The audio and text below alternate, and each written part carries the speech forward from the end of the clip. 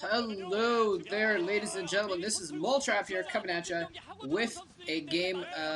Maybe I'll do an annotation at the beginning to say this is going to be a spoiler because this is the ace match of the Pro League set between Khan and SKT1, and I am so excited to be casting this game right now because I needed to cast this game. I needed to cast these two players playing against each other. Every time they play against each other, I always want cast it and watch it because this is probably my favorite matchup of players of all time.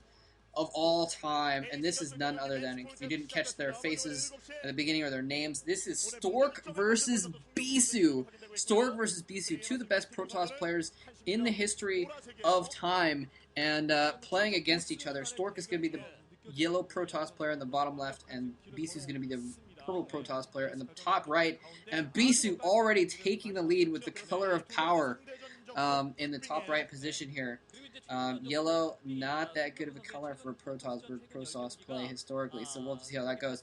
Gosh, I got so much to say. I've been busy lately with moving, and I've kind of been starting a new job, except now, like, I was like, oh sweet, I finally got a job, I'm gonna live, but now they're giving me like 8 hours a week, which is not enough to actually make enough money to live off of. It's, yeah, so we'll see how that goes. I actually had an interview, initial interview at another place, another part-time job, yesterday, and that was, I got a funny story for that one too, which I guess I got time to say it since they're just kind of building up their stuff here.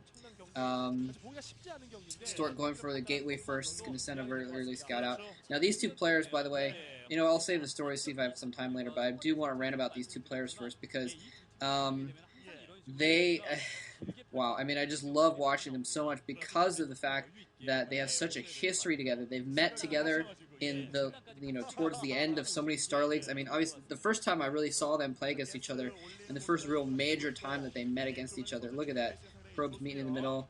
And, oh, Stork, your probe. Okay, good. I thought his probe was going to chase Bisu's probe back to his own base and not get the scout in at Bisu's base. But anyway, was the MSL Finals, which, I forgot the sponsor of that MSL. But that was basically when I was kind of really getting into Pro StarCraft. And so, like, that was the first real MSL that I watched most of it and really, really cared about what happened. And that was such an epic, one of the most epic best of fives ever in StarCraft, was that best of five between the two of them, and it just came down to the wire at the end. We already see some, what's going on there? It's not really is that a Manor Pylon? It is a Manor Pylon. Okay, I'm sorry, that is a Manor Pylon coming from Bisu. So it looked like it was a little bit off. It looks like there's a gap between the minerals and the pylon so that they could get through, so I thought maybe it wasn't. Oh, and come on, hit C, Storky, there you go. Okay, anyway, they've met several times since then. Sometimes Bisu wins easily, and sometimes Stork wins easily. It's gone different ways, different times, and so yeah, it's just always exciting to see these guys play. Most of the time when they play these days, oh, another Manor Pylon going down. Nicely done. He canceled the first one, so he wasted a lot of Stork's time and still didn't really lose a whole lot out of it. And it looks like he's even going to escape his probe out before the Dragoon comes out inevitably. So he doesn't even lose that probe. So Bisu off to a lead here. But yeah, usually when they play, they're just so close. The games are just so close. I mean, they're such perfect players. Both of them have such perfect mechanics that it just comes down to something very, very small, and you sometimes don't even see very many expansions between these two players because they know that if they expand, it's going to be just that little edge that the other player needs to just take advantage of it and take the game. So expanding too early or too late, and that's actually something that we saw actually in those MSL finals. But that's a whole other story.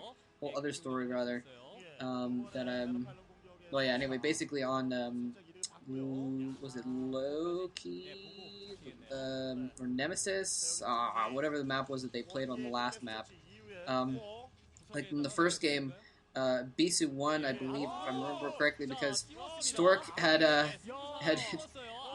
expanded earlier, and Bisu took an advantage because he couldn't protect the expansion. Bisu going for a Citadel of a Dune as soon as he gets that scout out of the way, and Stork going for an early Nexus instead, Well, now that he's got the scout out of the way, and both players are sending in more scouts to see if they can see what the other player's doing. Oh, Stork failing. Letting that probe get through is going to see that expansion. He's going to pick it off before it gets into his base to see his tech, but he's seen that expansion already. So he's going to be prepared for that sort of a situation. He knows he might be able to expand as well, but at first he's going to put down Templar Archives. He's going for a DT rush, and Stork has gone for an expansion instead of a robotics facility, so he's not going to have observers out in time. I don't think... Yeah, he's probably not going to. There's no... I haven't seen a robo at all. If he needs to put... Okay, there's the robo. There's the robo. It's possible. It's possible. It's a very long walking distance for those Templar to get out, so it's possible he could manage to get out some observers in time if he goes for observatory first. If he doesn't, then he's going to be really, really screwed. If he goes for the support bay first or even a shuttle first, he's going to be in a lot of trouble here.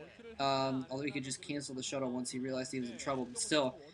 just crazy. And so now Bisu knows he's going to have a bit of a map advantage. He knows he's going to have to catch up to that expansion just in case things go down that way. And so he's putting down an expansion of his own, or he's about to at the very least.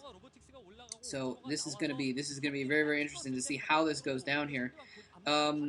Anyway, so what I was just gonna, I was just going to say before, that's why I haven't done a lot of games lately. But now I'm done moving, and I was also sick for like a couple days. I had this weird flu sort of thing where it didn't really feel like a flu, but I was pretty much knocked on my butt. I couldn't move. I basically couldn't get out of bed without it hurting for like a couple days. So that sucked pretty bad. I don't know, the probe doesn't even get in there to see the Dark Templar, so Stork is not aware of these DTs at all. He tried to get in to see that. He saw Bisu going for the later expansion.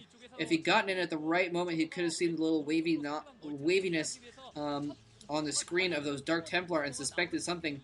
But, oh, I missed that. That was a pylon. Okay, he has observatory out. He has the observatory out. The Dark Templars are incoming. He's probably going to produce an observer. Hopefully he routes it to his rally point instead of just routing it straight to Bisu's base. Otherwise, then he's going to have to pull it back. No observer just yet. The Dark Templar are walking in. They're going straight for the probes. The Dragoons see the waviness now. They see the cloaked movement, and they're following and following. And there's the observer. There's the observer. Oh, the observer's going to hover over it. He's going to not quite pick off that Dark Templar. Oh, where's that DT going?